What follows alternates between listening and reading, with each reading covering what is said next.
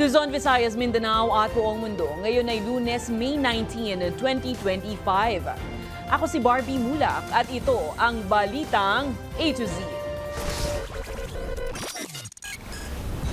Duterte Youth at Bagong Henerasyon Party Lists. Suspendido ang proklamasyon. Mahigit 50 namang nanalong grupo na iproklama na. COVID-19 cases sa Southeast Asia tumataas. Pero Department of Health hindi naaalarma. Ayoko ng gulo. Pangulong Ferdinand Marcos Jr. handang makipag-ayos sa pamilya Duterte. Kaso ni FPRRD sa ICC, hindi madidiskaril sa kabila ng voluntary leave ni Chief Prosecutor Karim Khan dahil sa sexual misconduct probe. Insidente ng pagkalunod, pumalo na ng 18 sa buong Pilipinas ngayong peak season ng summer outing. At sa showbiz, the unkabogable Vice Ganda at Pinoy impersonators agaw eksena sa Lady Gaga concert sa Singapore.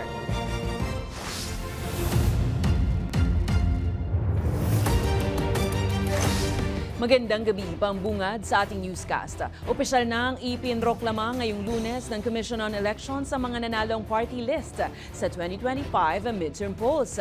Pero dalawang partido naunsami ang proklamasyon dahil sa suspension sa kanila ng COMELEC bunsod ng pending cases. Ang Balitang A to Z hatid ni Naomi Almohano. Matapos ang 70 araw ng pangangampanya at pangliligaw sa taong bayan, opisyal nang ipinroklama ng Commission on Elections ngayong Lunes, May 19, ang mga nanguna at nanalong partido na nakakuha ng pwesto sa 20th Congress. Sa pangunguna ng National Board of Canvassers at sa pamumuno ni COMELEC Chairman George Erwin Garcia, isa-isang prinoklama ang mga partidong nanalo. Kumpletong tinanggap ni na first, second at third nominees Attorney Shell Jokno, Percy Sendanya at Dada Kiram Ismulya ang 3 House seats na nakalaan sa akbayan. Ang akbayan ng top 1 sa party list race na nakakuha ng 2.7 million votes. Ito ay isang tagumpay ninyong lahat. Ito ay tagumpay ng ordinaryong Pilipino. Prioridad din ngayon ng partido na isulong ang karapatan ng mga nasa laylayan at tugunan ang isyu ng mataas na bilihin sa bansa. Present din ang re-elected party list na si Bac na nasa ika-10 pwesto sa party list race.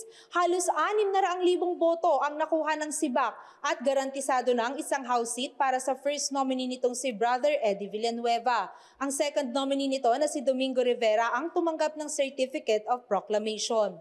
Labis naman ang pasasalamat ni Mamamayang Liberal o ML Party List Representative Laila de Lima sa pagkapanalo ng kanilang partido.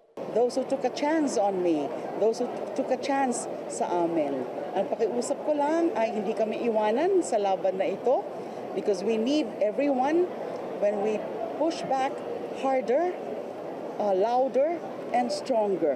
Samantala, suspendido naman ang proklamasyon ng 2 party list dahil sa mga nakabinbin pa nilang kaso sa COMELEC. Una na riyan ang Duterte Youth Party List na nasa ika-2 pwesto sa party list race at may 3 house seat na nakuha. Suspendido ang kanilang proklamasyon bunsod ng nakabinbing disqualification case ukol sa issue ng misrepresentation. Hindi na umano kasi pasok sa age requirement ng isang kabataan ang mga nominee nito. Ayon naman sa Duterte Youth Party List, iaakyat nila ito sa Korte Suprema at sinabing mababaw lang itong issue at walang katotohanan. Pero buwelta ng Kabataan Party List na isa sa mga nagsusulong na idiskwalipika sila. Bilang pagtingin natin na hindi sila totoong representative ng kabataan, hindi nila binitbit ever ang mga panawagan ng sektor ng kabataan. Hindi rin naiproklama ang pagkapanalo ng Bagong Henerasyon na nasa ika-39 na pwesto na nakaharap naman sa paglabag sa Omnibus Election Code. Ayon sa BH Party List, hindi umano sila naabisuhan ng komisyon sa suspensyon.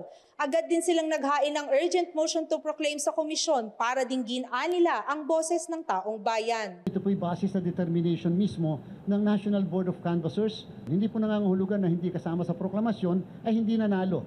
nanalo po sila, kasama po sila. Suma total, 52 party list lang imbis na 54 ang naiproklama ang pagkapanalo ngayong Lunes para mapunan ang 59 sa 63 congressional seats. Pero pangako ng COMELEC na iresolba lahat ng issue bago ang opisyal na simula ng kanilang termino sa 30 ng Hunyo. Para sa Balitang A to Z, Naomi Almojano. Inanunsyo ng Malacanang ang dagdag na 1,000 piso na honoraria sa mga guro at poll workers na nagsilbi sa halalan nitong 2025. Dagdag ito sa nauna ng 2,000 pesos noong Mayo. Dahil dito makatatanggap ng kabuuang 13,000 pesos ang share ng Electoral Board, 12,000 pesos naman ang makukuha ng ibang miyembro tulad ng poll clerk. Ayon sa COMELEC, matatanggap ng poll workers ang kanilang allowance sa loob ng 10 araw pagkatapos ng halalan. Iniulat naman ng Department of Education na umabot na sa mahigit 250,000 poll workers ang nakatanggap ng honoraria mula May 13. Mahigit 4.1 billion pesos ang inilaang pondo ng pamahalaan para sa hakbang na ito. Nagpasalamat si Senator-elect Kiko Pangilinan sa mga bumoto at sumuporta sa kanya matapos na formal na maiproklama bilang senador noong Sabado. Sa isang post, sinabi ng Pangilinan na nagbabalik Senado siya para makapaglingkod at maisakatuparan ng pagkakaroon ng masaganang bukas para sa pagkain at pagkakaisa ng buong bansa. Gayunpaman, hindi siya personal na nakadalo sa proclamation dahil kailangan niyang maging present sa graduation ng kanyang anak abroad. Nangako si re-elected Pasig City Mayor Vico Soto na gagawing mas mahigpit ang governance kontra korupsyon sa pamamagitan ng mas matibay na reforma at mabuting pamamahala. Ito ay matapos mapataob ni Soto sa landslide victory ang kalabang si Sara Diskaya sa 2025 midterm polls. Giit ni Soto, plano niyang palakasin ang pamamahala gaya ng pagsasaayos ng procurement system para maiwasan ng kickback at utang na loob na sistema kahit pa magpalit ng alkalde. Tutok din si Soto ngayon sa paghubog ng bagong henerasyon ng malilinis at mahuhusay na lider. Habang nilinaw naman niyang wala pa siyang balak na tumakbo sa mas mataas na posisyon. If I hear good things being said about me, of course I appreciate it. But I hope that people will look beyond the position or possible positions in the future. And number one, focus on what we're doing now. And second, focus on how we can make sure that the changes that we've done here in Pasig will become long-term. Sa iba pang balita, tiniyak ng Department of Health na walang dapat ikabahala sa kabila ng pagtaas ng kaso ng COVID-19 sa mga karatig bansa sa Asia, gaya ng Singapore at Hong Kong. Sa Singapore, umabot na sa 14,000 ang tinatayang kaso ng COVID-19 bago ang May 3, higit na mas mataas kumpara sa mahigit 11,000 kaso na naitala noong nakaraang linggo. Giit ng kanilang Ministry of Health, hindi mas nakakahawa o mas malala ang mga bagong variant. Samantala sa Hong Kong naman, nakapagtala ng humigit 80 malubhang kaso kung saan nasawi naman ang 30 sa mga ito sa nakalipas na 4 na linggo. Dito sa Pilipinas, patuloy ang pagbaba ng kaso.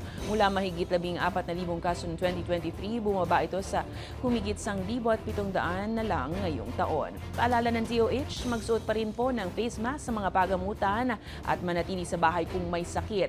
Sundin rin ang wastong respiratory hygiene at agad magpakonsulta sa doktor kung mayroon ng sintomas.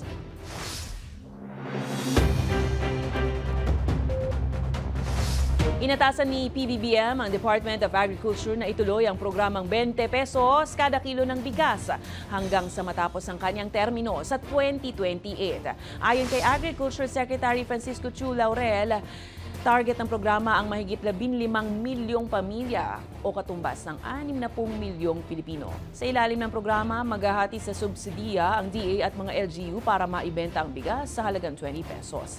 Sa ngayon, ipinatutupad na ito sa Visayas at plano pang palakasin sa mga lugar na may mataas na antas ng kahirapan.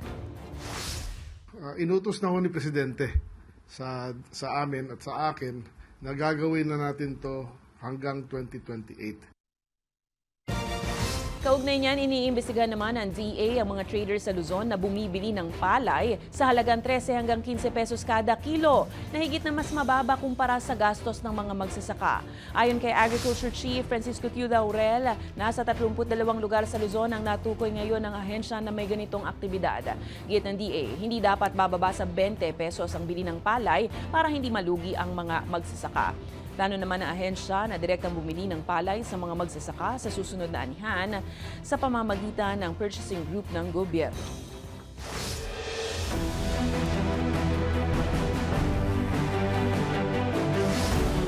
Nakahandang makipag-ayos si Pangulong Ferdinand Marcos Jr. sa pamilya Duterte.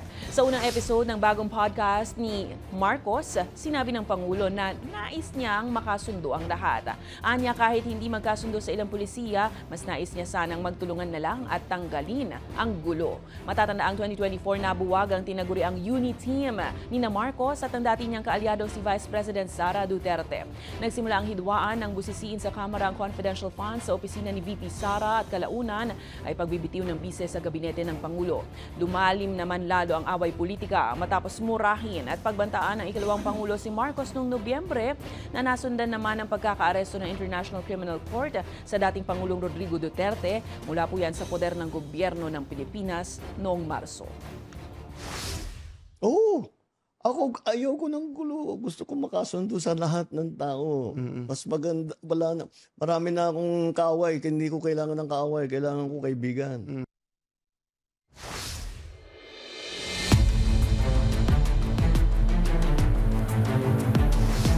Tinawag ng palasyo na medyo marahas pero posibleng figure of speech lamang ang blood bath o pagdanak ng dugo na naging komento ni Vice President Sara Duterte sa kakaharapin niyang impeachment trial. Sa press conference kasi sa Davao, sinabi ni VP Sara na gustuan niyang matuloy ang trial o impeachment trial niya dahil gusto niya ng blood bath. Paliwanag naman ni Communications Undersecretary Claire Castro, huwag dapat itong ituring na literal habang gumugulong ang proseso ng impeachment. Tiniyak din ng palasyo na hindi makikialam si Pangulong Marcos sa impeachment ni VP Sara. Tentatibong sisimulan ng trial sa July 30 pagkatapos ng pagbubukas ng ika-20 Congress at State of the Nation address ni PBBM. Medyo may pagkabayolente ang tugon ng ating Vice Presidente pero we hope that it is just a figure of speech and it should not be taken literally.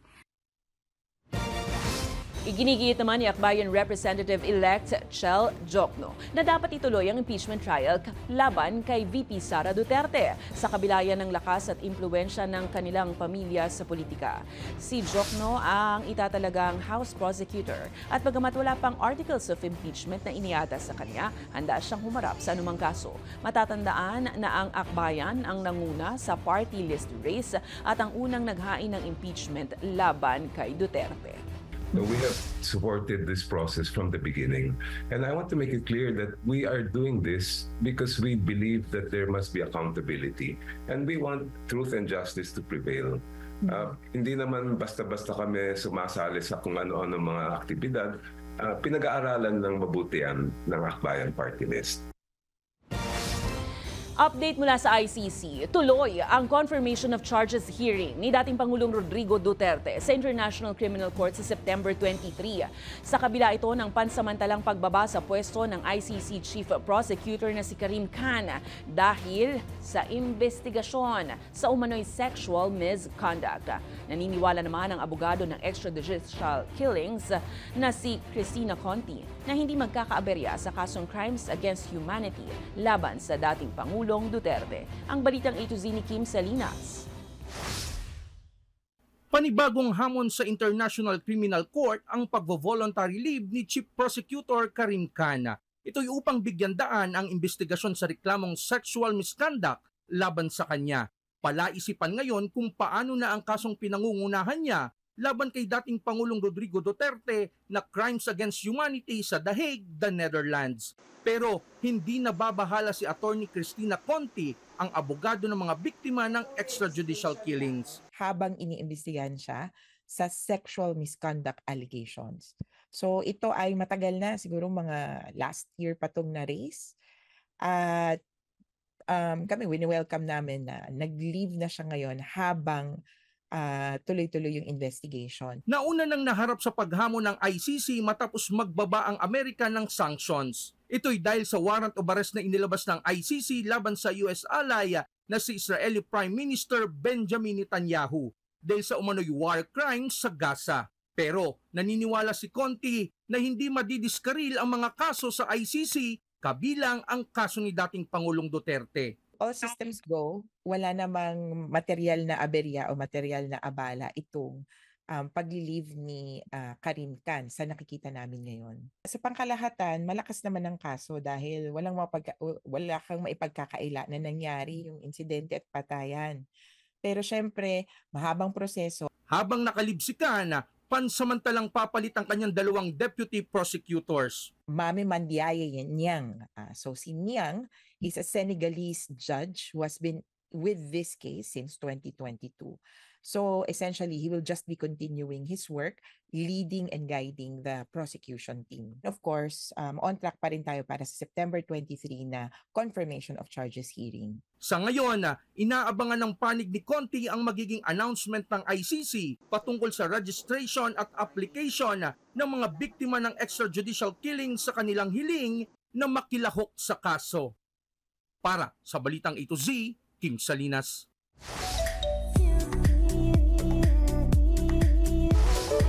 Stunning in yellow ang atake ni Miss International 2016 Kylie Verzosa matapos bumida sa Cannes Film Festival 2025. Ipinasilip ng Filipina beauty queen sa Instagram ang disenyo ni Mark Baumgartner sa kanyang strapless flower-inspired gown na may structured corset style para lumutang ang sculpted figure effect. Kaya naman talagang head-turner si Kylie sa red carpet. Third time na ng beauty queen na rumampa sa Cannes. Sa kanyang post, such a dream para sa kanya ang muling makarampa sa Cannes Festival. Samantala, bukod kay Kylie ay rumampa rin sa red carpet si Marina Summers. Yan ang kauna-unahang Filipina drag queen na nakasama sa Cannes. Tatagal ang film festival hanggang May 24. Susunod, insidente ng pagkalunod sa bansa pumalo na sa 18 ngayong peak season ng summer outings. At bagong listahan ng mga Pinoy na tagumpay na nakaakyat sa Mount Everest at sa pinakamataas na bundok ng Pilipinas, kilalanin. Abangan ang kumpletong ulat sa pagbabalik ng Balitang A to Z.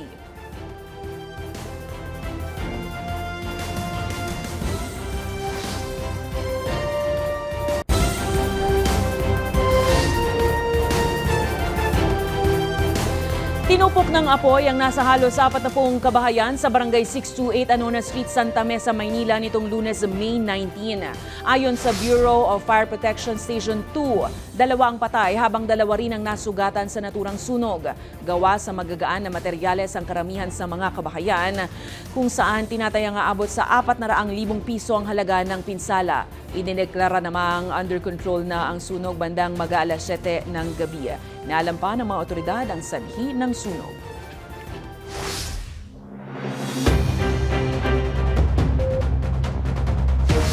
Lumilipat na ang ilang consumer sa karneng baka sa halip na bumili ng karneng baboy na halos kapantay na ang presyo o minsan mas mahal pa nga.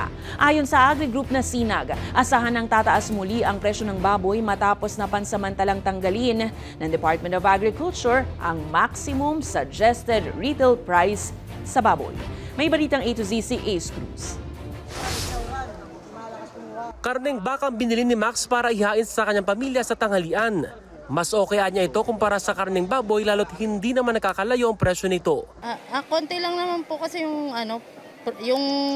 ng presyo nila. So mas preferred ko po yung baka. Mas masarap. May iba pa rin po yung lasa ng baka.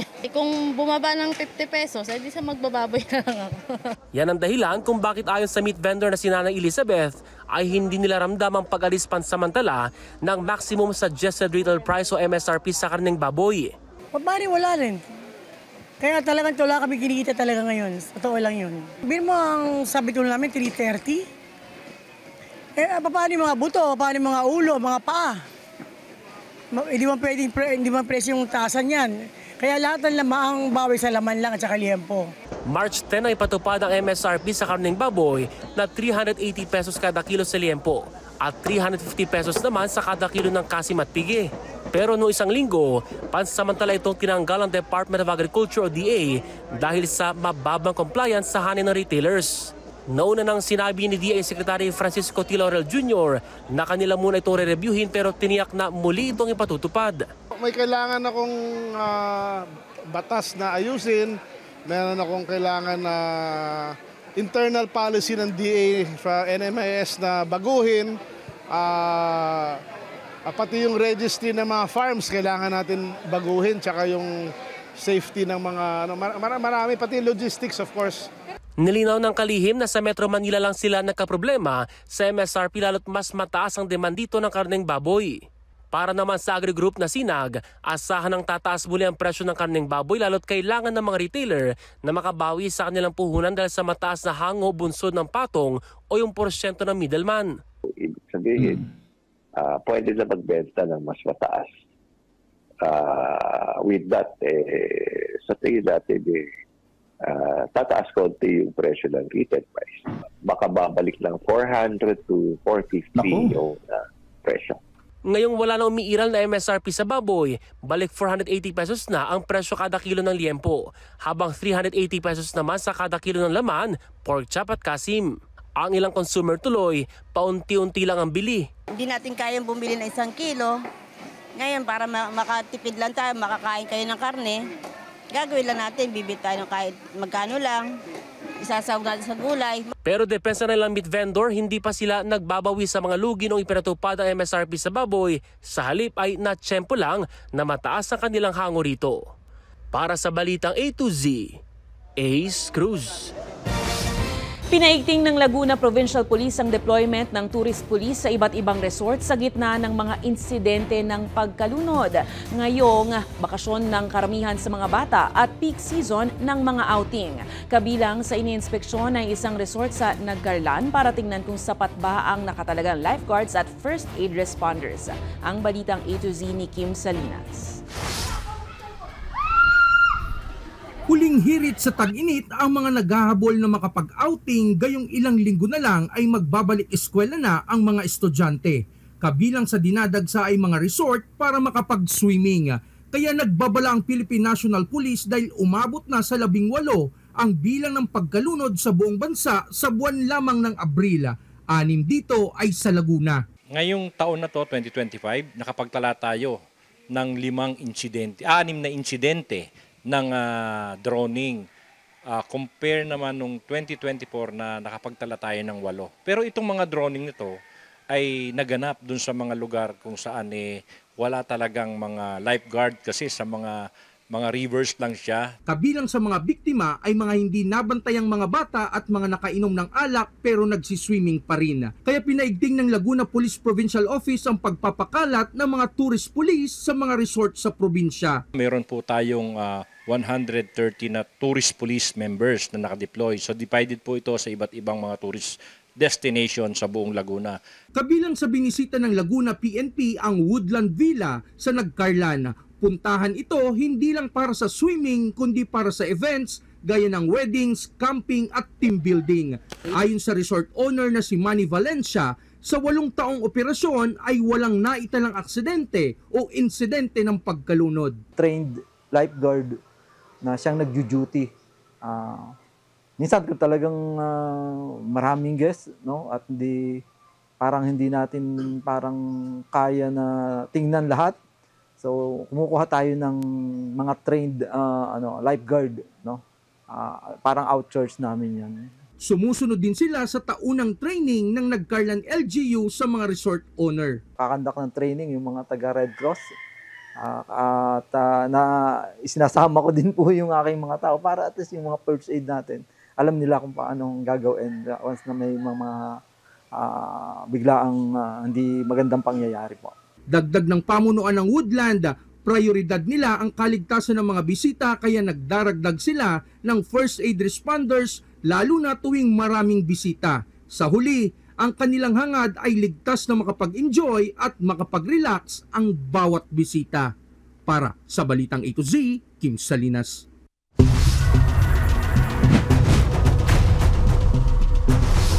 Naaresto na ng pinagsanib na puwersa ng PNP, AFP at National Security Council ang dalawang suspect sa pagkidnap at pagpatay kay Chinese businessman Anson Ke at kanyang driver. Kinilala ang isa sa mga suspect na si Gong Wen Lee o mas kilala bilang si Kelly Tan na itinuturing na co-mastermind sa krimen. Nahuli siya sa isang resort sa Boracay, Aklan kasama ang 3 anak at mga magulang. Ayon sa PNP, paulit-ulit na nagpalit ng hotel si Tan at ginamit ang ibang pangalan.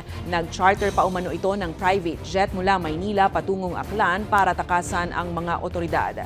Tinututukan naman na ngayon ng pulisya ang pagsubaybay at pagbawi ng halagang 200 million pesos ransom na ipinadala ng pamilya ni Ke sa pamamagitan ng cryptocurrency. Habang isa na lang ang hinahanap ng mga otoridad sa krimen. Considered solved na po itong kaso, sir, considering na majority, if not all of the main player po were taken into custody and before, na pinaniniwalaan po natin na ito pong si Kelly po ang may alam doon po sa mga pinagsalin-salin po na mga ransom using e-wallets until such time nga po na ma-transfer at ma-convert po ito sa cryptocurrency po.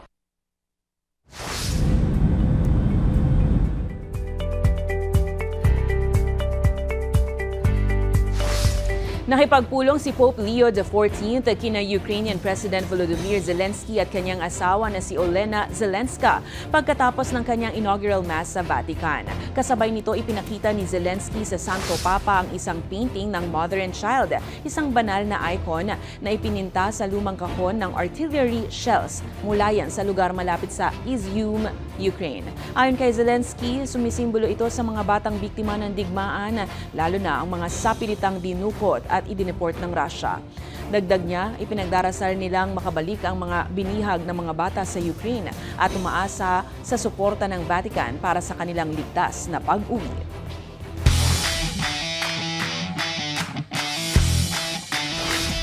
Tunay ngang sumakses ang 3 Filipino mountaineers matapos nilang maabot ang summit ng Mount Everest sa Nepal, ang pinakamataas na bundok sa buong mundo.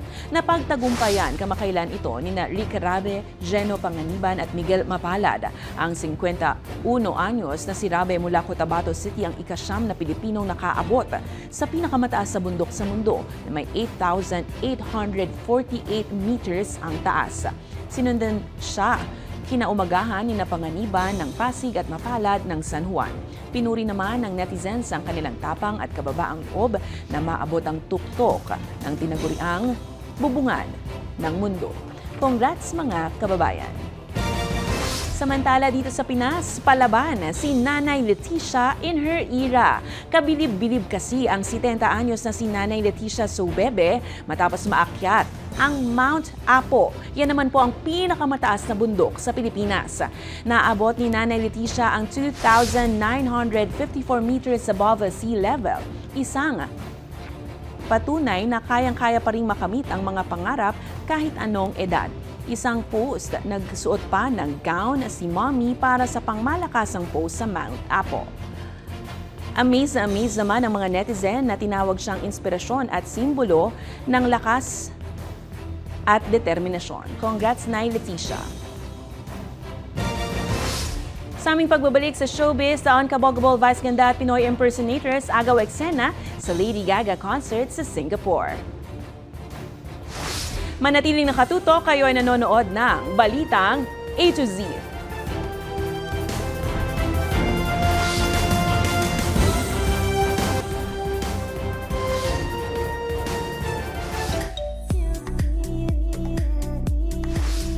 Agaw eksena ang ilang Filipino celebrities na nakisaya sa libo-libong fans na nanood ng Lady Gaga concert sa Singapore. Mula kay Vice Ganda hanggang kina Lady Gagita.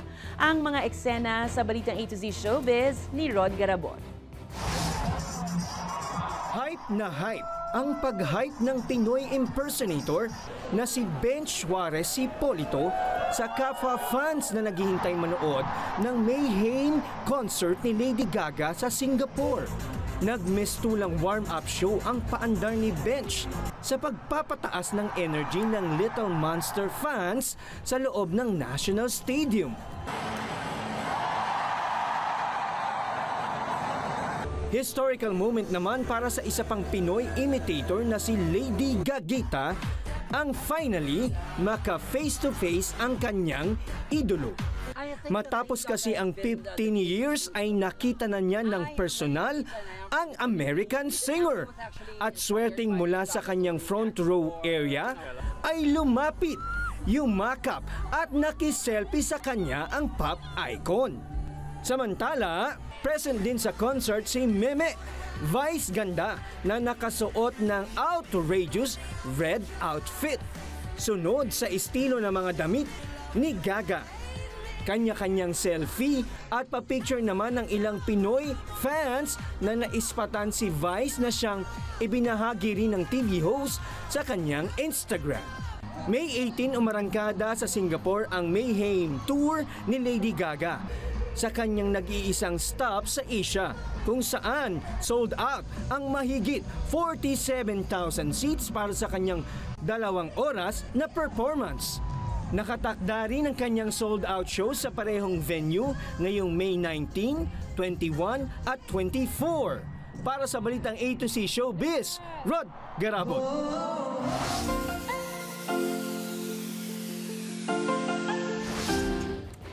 You are another year older. Knows ng mga kaibigan mo. Kay Ber kung tulog ka o gising, basta't maipaabot lang ang mahalagang pagbati sa'yo. Patingin nga.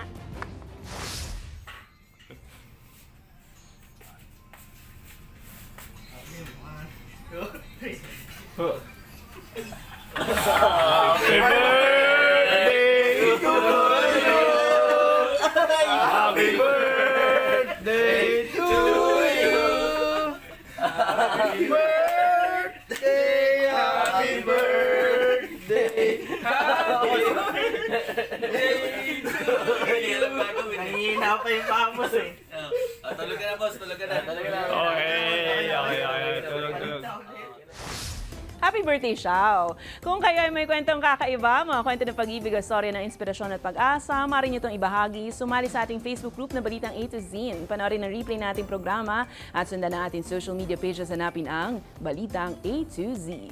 Ang ating pabaong quote of the night ngayong Lunes, mula po yan sa writer na si Rohini Nilekani. Sabi niya, hindi tayo po pwedeng tagatanggap lang ng mabuting pamamahala.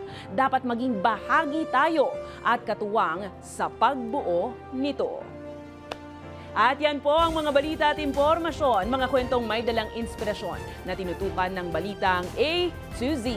Ako si Barbie Mulak, maging maalam, makialam. Magandang gabi sa iyo, Pilipinas!